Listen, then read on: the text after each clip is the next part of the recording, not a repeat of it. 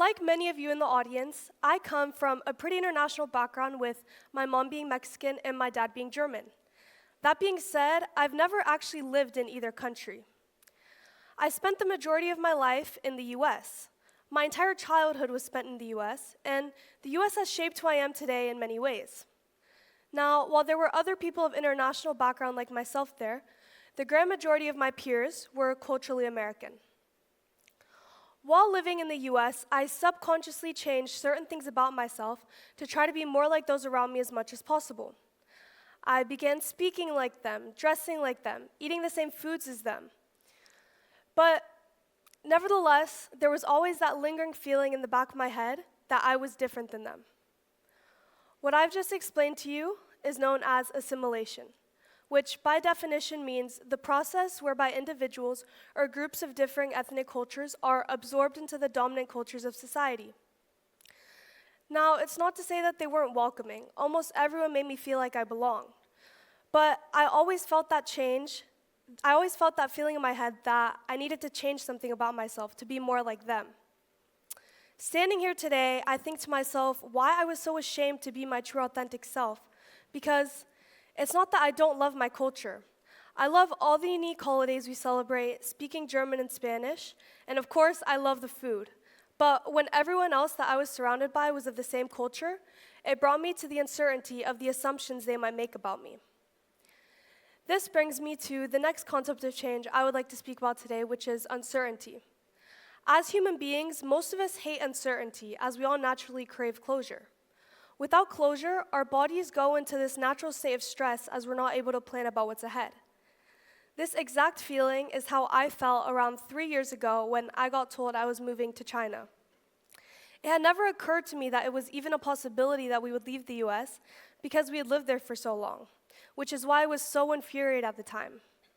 So much that I even considered stealing my father's laptop in the middle of the night and writing his boss an email saying, "Thank you for the offer, but we kindly reject." When I initially moved to Shanghai, the adjustment was harder than I had ever imagined. I missed all my friends, my new school was very difficult, and I didn't think my feelings about moving here would ever change. It wasn't until around 2 months of living here that my mindset shifted and I actually began to enjoy it. It was simply a mental block in my mind where I physically wouldn't allow myself to enjoy it because I refused to accept the fact that my life was changing forever. Because I refused to accept the fact that I had to leave my past behind, it hindered me from living in the present. But once I finally came to that realization that I was in fact not moving back to the US anytime soon, I began to love it. And it wasn't until then that I realized everything Shanghai had to offer. The city hadn't changed, I had. Now, this brings me back to my initial point of how I physically changed myself in the US to be more like those around me. Because in Shanghai, I did the complete opposite. I went from living in a tiny town with predominantly white people where everyone knew each other to living in this megacity with around 30 million inhabitants, surrounded by people from all around the world. Living in Shanghai has allowed me to fully accept my culture as everyone else around me is just as different as me.